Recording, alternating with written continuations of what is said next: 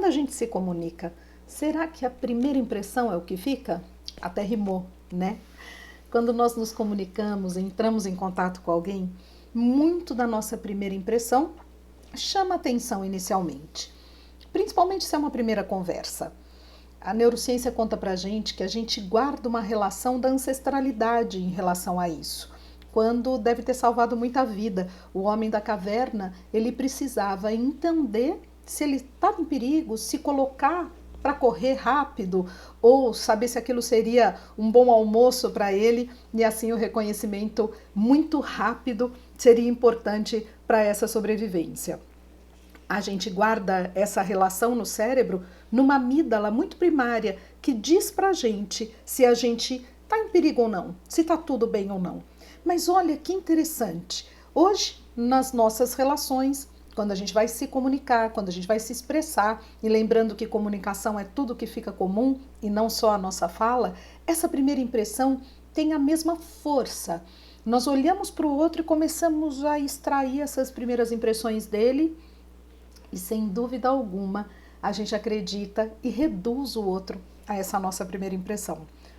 Essa pessoa me parece legal, essa pessoa me parece meio distante, talvez antipático, talvez uma pessoa que dê abertura para uma boa conversa. Enfim, a gente deduz isso para depois ir criando uma interação. Também alguns estudos mostram na neurociência que isso acontece numa média de 7 segundos. É muito rápido, né? Mas será que essa impressão é que fica? Bom, a gente também acredita que não é a primeira impressão que fica tão forte. Parece que a última impressão ela vai ser muito importante também. O grande problema é quando a primeira impressão cria um distanciamento e a gente não tem chance de uma aproximação melhor para que a última impressão seja diferente.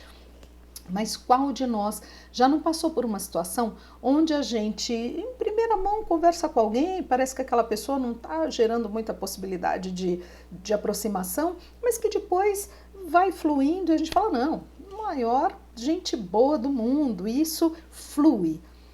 Um problema também muito sério é quando a primeira impressão não gera a possibilidade de outras impressões, outras segundas, terceiras impressões. Ela fica tão forte que a gente não tem oportunidade de uma nova impressão da pessoa, né? Cria tanta distância que não tem essa oportunidade. O que a gente faz com essa informação, então? Eu venho aqui dizer para vocês, como apaixonada pela comunicação humana, que quanto mais a gente conhece da gente nesses atos comunicativos, mais a gente tem condição de ter um controle em relação a essa possibilidade do que a gente quer deixar comum, daquilo que a gente quer comunicar.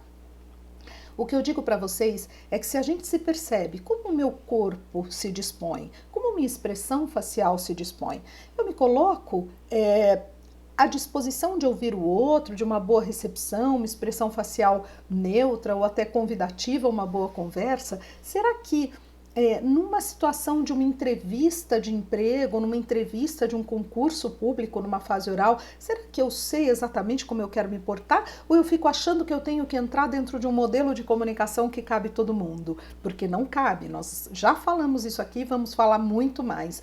Cada um tem a sua própria impressão. Se a gente fica criando um modelo parecido com o outro, aquilo que se chamava de modelagem, isso pode ser um grande problema, porque eu não consigo sustentar alguém que eu estou imitando, forjando ser. Isso é fraude. Não pode. Eu não posso mentir quem eu sou, mas eu posso ampliar o conhecimento de quem eu sou e aí sim me apresentar no meu melhor. Se eu não conheço quem eu sou, eu não tenho como escolher como me apresentar. Mas se eu conheço quem eu sou, eu tenho como escolher. Postura, roupa, elegância, um bom contato de olho, se colocar à disposição, saber ouvir, saber levar algumas perguntas para gerar conexão. Mas então o tímido é um problema? De maneira alguma. O tímido com o olhar, com a expressão facial, ele pode também se colocar à disposição como ouvinte, como uma pessoa que quer uma boa conexão naquele momento. Então, o que a gente faz para a gente ter essa autorregulagem? A gente pode perguntar para pessoas que a gente confia qual foi a primeira impressão que elas tiveram da gente, se elas lembram disso. Né? Ou qual será a primeira impressão que eu passo, que algumas pessoas já me disseram, já me falaram e não era exatamente isso que eu gostaria de passar. Amadurecer tem a ver com a gente ter esse autocontrole muito mais voltado para as condições que nós queremos apresentar para o outro. Lembrando, eu não tenho como fingir, mas eu tenho como criar uma percepção e um direcionamento.